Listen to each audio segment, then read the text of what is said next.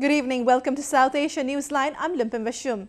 Here are the top stories we are tracking for you on Monday, the 24th of August. UN tribunal asks India and Italy to suspend proceedings in Marines shooting case. Former Maldives President Mohamed Nasheed sent back to jail.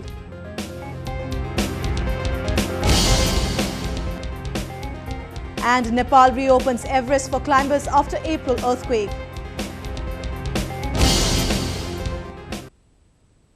And now for all the details. Despite Pakistan calling off the much talked about National Security Advisor level talks with India, the two countries are set to hold the next high-level talks between their paramilitary forces in New Delhi. The possible bilateral engagement is scheduled for early next month. Indian Prime Minister Narendra Modi and his Pakistani counterpart Nawaz Sharif appeared to achieve a rare breakthrough in the Russian city of Ufa last month when they agreed to a series of meetings between their top security officials.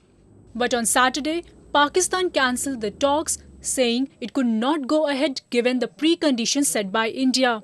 The focus, however, is now gradually shifting towards the scheduled talks between their paramilitary personnel.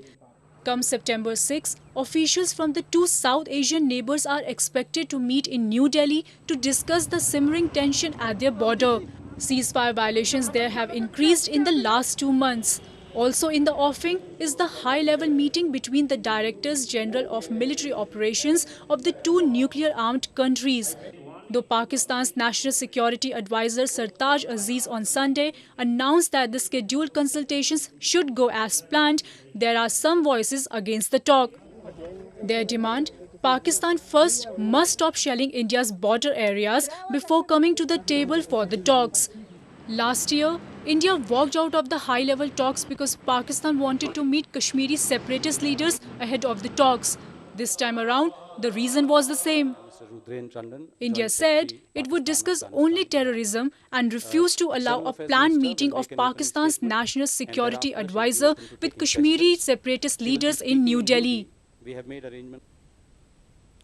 A UN tribunal on Monday asked India and Italy to suspend all legal cases in an incident which resulted in 2 Italian Marines killing 2 Indian fishermen in 2012. The case had become a diplomatic controversy which even threatened the bilateral ties. The International Tribunal for the Law of the Sea in Germany has asked for a report on the case from both India and Italy to be submitted to it within a month. Italy had approached the court in Hamburg against India, claiming that the country had no jurisdiction over the case as the incident happened in international waters. India had, however, maintained that the incident happened within its marine boundary and they will be tried under Indian law. The case dates back to February 2012 when Marines Massimiliano Latorre and Salvatore Girone, who were guarding Italian oil tanker Enrica Lexi, opened fire on Indian fishermen off the coast of southern Kerala.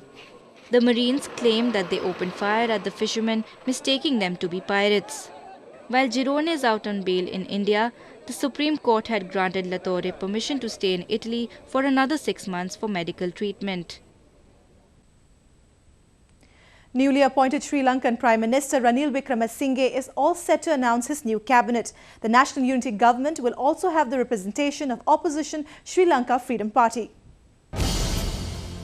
The two main political parties, the ruling United National Party and the opposition Sri Lanka Freedom Party, have reached an agreement on the names of new cabinet members. As per the deal, the new cabinet will have a strength of 30 federal ministers and 40 junior ministers. According to reports, the new ministers could assume office on Tuesday. The UNP had to seek the support of the opposition to form the government, as the party, which won 106 seats, fell short of a simple majority by 7 seats. With the SLFP agreeing to join the government, the party headed by President Maithripala Sirisena is likely to end its ties with the United People's Freedom Alliance coalition, under which it fought the parliamentary elections. At least 37 Taliban militants have been killed and nearly 30 others were injured in a series of airstrikes in Afghanistan's Helmand region. The attack was jointly carried out by the Afghan Air Force and coalition security forces. In one of the rarest instances since the end of NATO's combat mission last year, foreign troops along with the local army conducted an operation in southern Helmand province. The strike, which began on Saturday, was carried out in Musa Kala district of the province, targeting the Taliban. The operation, which killed the Taliban's shadow district governor, has also left over 30 insurgents injured. The Afghan army claimed that a massive weapons storage of the militia was also destroyed in the airstrike. The operation also comes weeks after a small contingent of British Special Forces returned to Afghanistan to fight both Islamic State and the Taliban. Britain, along with the US and other NATO allies, had ended their combat mission in the country in December 2014. The NATO had retained a small troops presence in the country called the Resolute Support, aimed at training the Afghan army. Bangladesh government has decided to challenge a special tribunal verdict which commuted the death penalty of war crimes convict Delawar Hussain Saidi. The Jamaat-e-Islami leader was accused of committing crimes against humanity during the Bangladesh Liberation War of 1971. Bangladeshi prosecutors said the government will soon move the appellate court seeking a review on Delawar Hussain Saidi's judgment. The International War Crimes Tribunal had in February 2013 sentenced Saidi to death after he was found guilty of crimes against humanity and attacks on minorities and freedom fighters. However, last year the Supreme Court had commuted the sentence of the Jamaat leader to imprisonment until death. The verdict had resulted in widespread protests in the country by freedom fighters and civil society alike, demanding a review on his sentence. Saidi is among dozens of Jamaat leaders convicted or are facing trial at the ICT for their involvement in war crimes during 1971. Ahead of the proposed visit of Indian Prime Minister Narendra Modi to Israel later this year, the two sides have agreed to strengthen defense cooperation. This comes during the visit of Israel's Navy Chief Vice Admiral Ram Rudberg to India. Vice Admiral Ram Rudberg, who is on a 3-day visit to India, was given a ceremonial welcome in capital New Delhi on Monday. Besides holding talks with the top Indian authorities in the capital, the Israeli naval chief will also travel to Mumbai as part of his visit. Admiral Rudberg said the cooperation between the two forces is based on shared experience.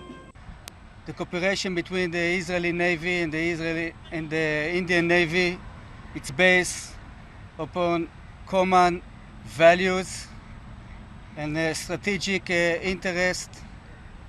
We share together a long and deep relationship in few fields, technological fields, cooperation. Admiral Rudberg's visit also comes at a time when the jointly developed long-range surface-to-air missile Barak 8 is undergoing trials in Israel. The two countries have for long had close ties, especially in the fields of defense technology, counter-terrorism, agriculture and energy. Indian Prime Minister Narendra Modi, who met his Israeli counterpart Benjamin Netanyahu last year in New York, is also set to travel to the country later this year.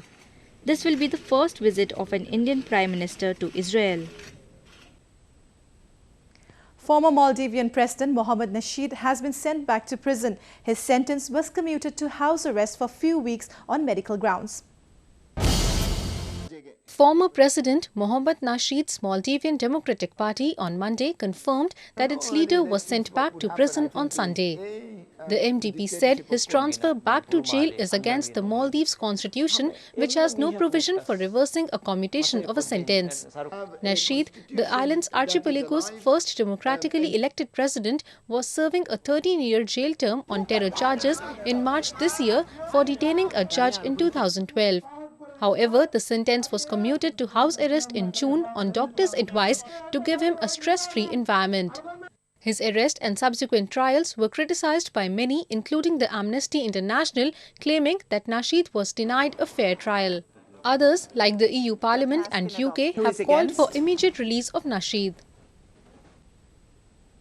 When Pakistan conducted polls in the illegally occupied region of Gilgit-Baltistan, it had made tall claims and promises of providing benefits to the locals, reeling under intense poverty. However, now it seems in no mood to extend a hand of support and is in fact exploiting the region economically and strategically, claim locals. Pakistan's oppressive policies in Gilgit-Baltistan have affected people of this region for many years. Locals here claim that they have been denied an equitable use of local natural resources that has led to unemployment and poverty in the region. Recently, students and youth held a protest against the federal government for keeping people of Gilgit-Baltistan bereft of any benefits from the Pakistan-China economic corridor despite being the gateway of the project. National federation ने 11 अगस्त से 14 अगस्त तक वहदत रियासत कारवां का इनेकाद किया है और इस कारवां के इनेकाद का बुनियादी मकसद ये है कि हम समझते हैं कि पाकिस्तान और चाइना का इकनॉमिक कॉरिडोर उसका गेटवे जो गिलगित-बल्तिस्तान है इस इक़्तिसादी राहदारी मंसूबे के अंदर उस गेटवे को मुकम्मल तौर से नज़रअंदाज किया गया। हम ये समझते हैं कि उस गेटवे के अंदर भी एक तजारती मंसूबा एक इंडस्ट्रियल पार्क बनाया जाए। Talha also claimed that Pakistan has been exploiting the natural as well as other resources of the region and is offering it to other major cities of the country. हमारे जो कुदरती वसाइल जिनमें Mangla dam आता है, नीलम Jhelum hydro power project आता है, नीलम Jhelum hydro power project का पावर जनरेशन पॉइंट तो मुजफ्फराबाद के अंदर है, लेकिन सितम ज़रीफ़ी ये है कि उसका जो ग्रिड स्टेशन है ये रवात के अंदर है। हम ये समझते हैं कि उस ग्रिड स्टेशन को भी आज़ाद कश्मीर की हदूद के अंदर मुंतकिल किया जाए। Pakistan has entered into an economic corridor agreement with China which passes through Gilgit-Baltistan. The ambitious plan was given a go-ahead despite opposition from people of Gilgit, news which was largely ignored in Pakistan. Indian stock markets on Monday registered one of its biggest losses in a single day in recent years. The Bombay Stock Exchange or BSE Sensex ended the day's trade at 25,742 or down by 5.94%. The broad-based National Stock Exchange or Nifty ended the day at 7,809 or down by 5.92%. The BSE had registered a low of 1,700 points during the day's trade. This was the biggest loss the Indian stock market faced in 7 years. Analysts said a widespread unrest in global financial markets triggered by crash in Chinese equities was the reason behind Monday's market reaction. Nepal has reopened Mount Everest to climbers for the first time since the April earthquake. The summit was shut down after over a dozen mountaineers died in an avalanche triggered by the deadly tremors. The Himalayan nation has reopened the world's highest peak for expedition 4 months after it was jolted by major earthquake. Nepal Tourism Minister Kripasur Sherpa on Sunday handed over the first permit to Japanese climber Nobukazu Kuriki, who will begin his mission next month.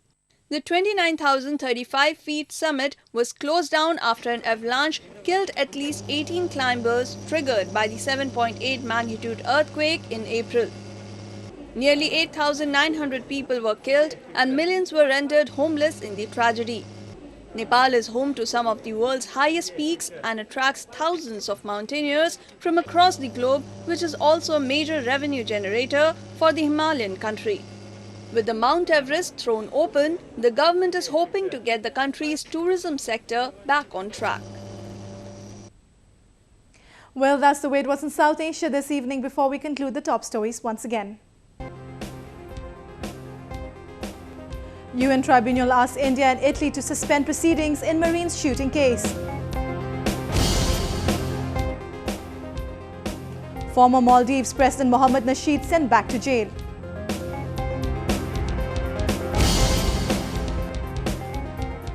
And Nepal reopens Everest for climbers after April earthquake.